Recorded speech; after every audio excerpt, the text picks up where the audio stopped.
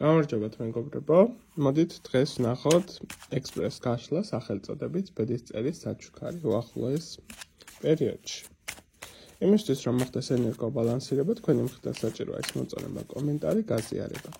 ასევე შეგახსენებთ, რომ მიმდინარეობს შეწერა ახალი წლის თემატიკასთან დაკავშირებით საახალწლო პაკეტი, რომელიც კონკრეტულად მოიაზრებს 2025 წლის პროგნოზს და შესაბამისად აქტიური იქნება არსებული თვის ბოლომდე და იანვრის დასაწყისშიც. ასე რომ ჩაწერები უკვე დაწყებული არის, სურვილი შემთხვევაში შეგვიძლია დამიკავშირდეთ Facebook-ს ან Instagram-ის გვერდს და მიიღოთ სპეციალური შეთავაზება. მაშინ სადამე პირველი ვარიანტის წარმომადგენლებისთვის, ასე თქვათ, თქვენი სიტუაცია როგორი იქნება ბედის წერის საჩუქარი უახლოეს პერიოდში, მეორე ვარიანტი და რა თქმა უნდა მესამე ვარიანტი. შეხედეთ კარტებს, დაფიქრდით, აიჩიეთ თქვენთვის სასურველი ვარიანტი, მათ ვინც ვერ მოასწრეთ არჩევა შეგიძლიათ ასე თქვათ დააპაუზოთ და იქ უკვე დავიწყებ პირველი ვარიანტით. პირველი ვარიანტის წარმომადგენლებისთვის ბედის წერის საჩუქარი უახლოეს პერიოდში, რასაც მიჩვენებს, ცოტათი უფრო მეტად მტკივნეული საჩუქრის მდგომარეობას მიჩვენებს, მაგრამ საჩუქარი რადგან ითქმება, ასევე ვიტყოდი, რომ ეს არის თქვენთვის გარკვეული კუთხით ტრანსფორმაციის პერიოდი. გააზრების პერიოდი თქვენ ცხოვრებაში ვინ დატოვოთ, ვინ გაუშვათ, ვისთან ასე თქვათ გქონდეთ სიტუაციები გასარკვევი. ეს არის მდგომარეობა, როდესაც ყველა არასაჭირო ადამიანი და ის გარემოცვა, რომელშიც იმყოფებით, მოხდება მისი გაფილტრება, უღოთ მტკივნეული პროცესების ხარჯზე. ეს შეიძლება იყოს ადამიანთან დაცილების მდგომარეობა, კონფლიქტური სიტუაციის შექმნა, მისი რეალური სახის დანახვა, მაგრამ ეს ყველაფერი ხდება იმისთვის, რომ საბოლოოდ თქვენ განთავისუფლდეთ ზედმეტი მიჯაჭვულობებისგან, ზედმეტი ტოქსიკური სიტუაციებისგან, ხო? ანუ მტკივნეული საჩუქრის პოზიციით არის წარმოჩენილი ეს ყველაფერი, მაგრამ მთლიანობაში თქვენ სასარგებლოდ არის ეს ყველაფერი, უფრო მეტად წინ წახვიდეთ, უფრო მეტად განვითარდეთ. მოდით ცოტა ვნახოთ ასე ვთქვათ დამაიმედებელი რა შეიძლება იყოს არსებულ გაშლაზე. ხო, მართალია ეს ყველაფერი ამ მომენტისთვის ჩანს ისე, რომ თითქოს ყველა მხრიდან შენ გიტევენ, ყველა მხრიდან შენ გებრძვიან, მაგრამ რეალურად ხდება ეს ყველაფერი, იმისთვის რომ უფრო მეტად გაძლიერდე, უფრო მეტად ისწავლო საკუთარი თავის თვითრეალიზირება, საკუთარი თავის წარმოჩენა, სურვილების დაფიქსირება, გაძლიერება ყველა ასპექტში, შემზადება რაღაცა კარგი, უფრო ასე თქვათ, ნაყოფიერი სიტუაციების, უკეთესი მომავლის ხარჯზე, სინათლის შემოსვლის ხარჯზე, ხო, შენ ცხოვრებაში შემოვიდეს სინათლე, წინსვლა და განვითარება. ასე რომ ეს შავი ღრუბელის პოზიცია, რაც შეიძლება რომ ახლოს პერიოდში შენ ცხოვრებაში ხდებოდეს და იყოს, ეს უბრალოდ ჩათვალე, რომ ერთგვარი რთული სიტუაციების მერე დამაჯილდოვებელი სიტუაციის მაჩვენებელი არის. ასე რომ გამაგდი და კარგად ყოფნას გესურვებ. ესეთი იყო პირველი ვარიანტის არსებული ინფორმაცია.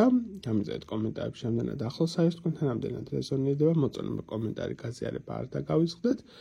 მე უკვე გადავდივარ მეორე ვარიანტზე. უახლოეს პერიოდში რა საჩუქარი გელოდებათ ბედის წერისგან. პირველივე რასაც ვეტყვი, ქალური ბედნიერება.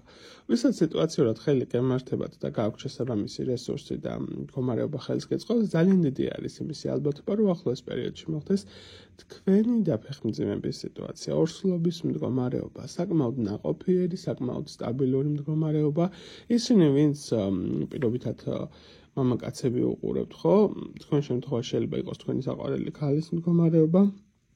ან სიტუაციურად თუ ხელი არ გეწყობათ, ვიტყოდი ესეთ რაღაცას, რომ საკმაოდ კარგი ნაყოფიერი პერიოდი გეწყებათ. ეს იქნება კარიერული თვალსაზრისით, ფინანსური თვალსაზრისით, ნებისმიერი წამოწყების თვალსაზრისით, ბიზნესის კუთხით იქნება თუ რაც იქნება. უფრო მეტად სტაბილურ ენერგიებში გადადიხართ, უფრო მეტად საფუძვლიან ენერგიებში. ხო, ეს არის ერთგვარი საჩუქარი ნაყოფიერების თვალსაზრისით. ყველაფერი, რაც დაკავშირებულია მატერიალურ სფეროსთან დაკავშირებით, სიძლიერე, სტაბილურობასთან დაკავშირებით, ეს არის პერიოდი, როდესაც გადადიხართ მმართველის პოზიციაში შედარებით უფრო ადვილად იქნება თქვენთვის წარმოჩენილი სიტუაციები, გამართლების შანსები საკმაოდ იზრდება, საკმაოდ ისეთი სტაბილური გარემო იქნება. ასევე გარკვეული კატეგორიისთვის გადათამაშდება, რომ სასურველი სიტუაციის დაგეგმების მიღწევაში დაგეხმარებათ ქალბატონი, რომელიც არის სტატუსის მაჩვენებელი.